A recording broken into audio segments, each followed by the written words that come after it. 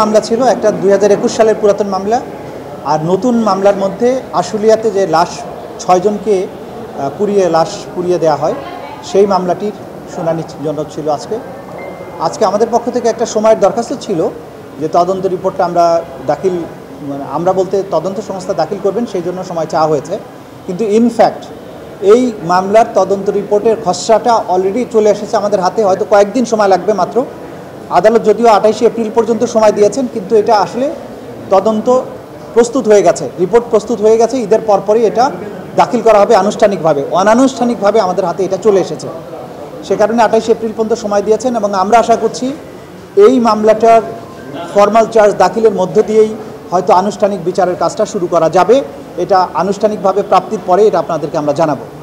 একই সাথে আজকে আপনাদেরকে আমরা জানাতে চাই যে চানখারপুল সংক্রান্ত যে আলাদা একটা মিসকেস ছিল সেটিরও তদন্ত রিপোর্ট খসড়াটা আমাদের হাতে চলে এসেছে।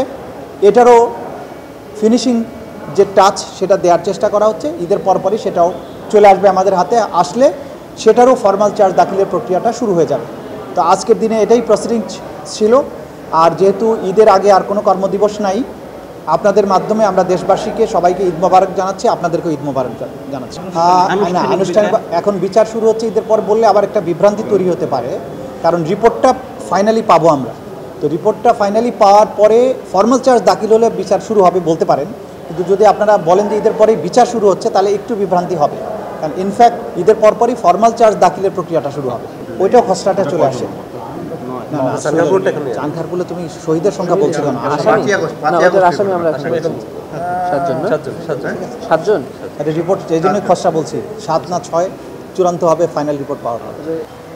এটা দুর্ভাগ্যজনক যে এখানে কোনো না কোনো জায়গার থেকে এটা ফাঁস হচ্ছে। এটা আমরা খুব উদ্বেগের সাথে লক্ষ্য করছি যে সম্ভবত এই ট্রাইব্যুনালের সাথে সম্পৃক্ত কোনো একটা মহল এটার সাথে জড়িত বা প্রসিকিউশনের মধ্যে অফিসেও থাকতে পারে। আমরা এই বিষয়টাকে গভীরভাবে উদ্বেগের সাথে বিশ্লেষণ করছি এবং তথ্য প্রমাণ আদি সংগ্রহ করছি।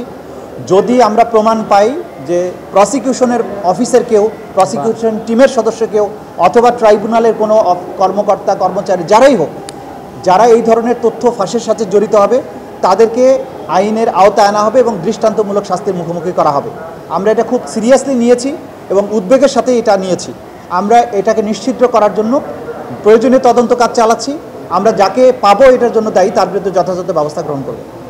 যেহেতু তদন্তাধীন আমরা শিওর বলছি না, তবে বোঝা যাচ্ছে যে এখান থেকেও কোথা থেকে হচ্ছে, কারণ অর্ডারটা হওয়ার আগ পর্যন্ত কিন্তু কেউ জানতে পারছে না।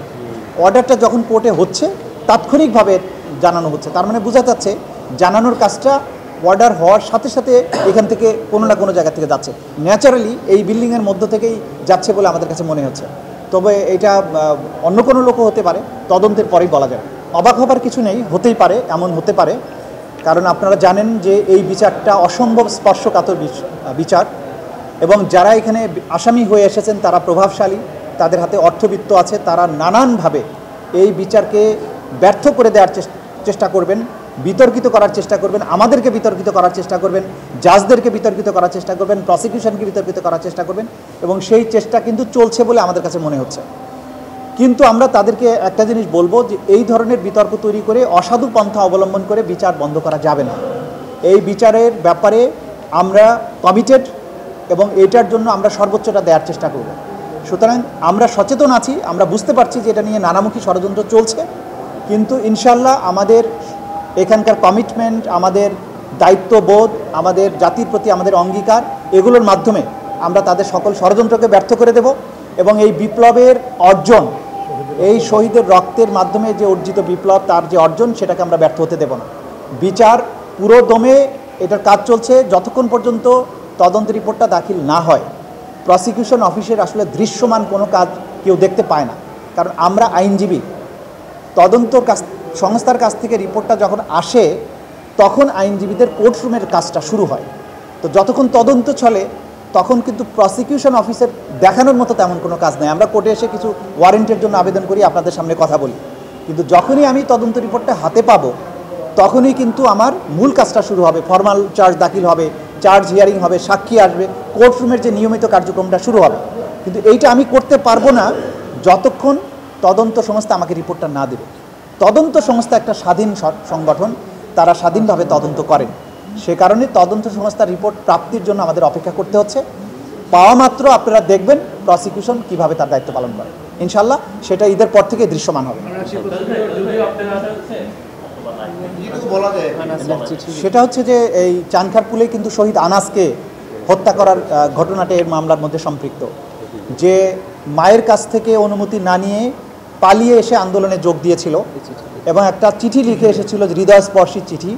সেখানে সে বলেছিল যে মা, এই আন্দোলনে যোগ না দিয়ে আমি থাকতে পারলাম না, তোমাকে বলে গেলে হয়তো যেতে দিতে না, কিন্তু যখন দেখছি আমাদের ভাই বোনের আন্দোলনে যাচ্ছে, পঙ্গু মানুষের আন্দোলনে যাচ্ছে, দেশের জন্য তারা জীবন দিচ্ছে, তখন যদি আমি ঘরে বসে থাকি অপরাধী মনে হবে, তাই তোমাকে না জানিয়ে আন্দোলনে গেলাম। আমি যদি ফিরে না আসি তাহলে মনে করবে তোমার ছেলে দেশের জন্য জীবন দিয়েছে। এবং সে বলেছে যে জীবনের সব অপরাধের জন্য ক্ষমা চাই।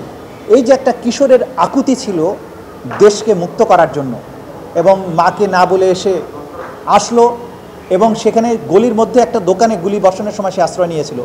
সেখানে গিয়ে ঠান্ডা মাথায় তাকে গুলি করে হত্যা করা হয়, এবং যে গুলি করেছে তাকে আইডেন্টিফাই করা হয়েছে, তাকে গ্রেপ্তারও করা হয়েছে। এই মামলার এই হৃদয়স্পর্শী কাহিনী সম্পৃক্ত আছে।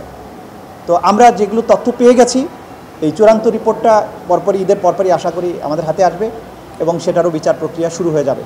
আমরা এইসব শহীদদের পরিবারের প্রতি, শহীদদের প্রতি যে দায়িত্ব সেটা আমরা পালন করব। শেখ হাসিনার মামলার ব্যাপারে যেটা কমান্ড রেসপন্সিবিলিটির মামলা, এটা হলো সবচেয়ে বেশি ডকুমেন্ট এখানে ইনভলভড, সেটারও চূড়ান্ত পর্যায়ের কাজ চলছে। আশা করছি ঈদের পরেই সেটাও চলে আসবে, কারণ শেখ হাসিনার কমান্ড রেসপন্সিবিলিটি প্রমাণ করার জন্যে সবগুলো মামলারই কিন্তু এক্সট্রাক্ট, সব ঘটনারই এক্সট্রাক্ট কিন্তু এখানে চলে আসবে। এর বাইরে যে সেন্ট্রাল তার যে সমস্ত ব্যাপার স্যাপার ছিল সেগুলো এখানে আসবে। সুতরাং এটা অনেক বড় মামলা, সেই জন্য এটা একটু বেশি সময় লাগছে, বাট এটাও আমরা আশা করছি ঈদের পরপরই এটাও চলে আসবে আমাদের।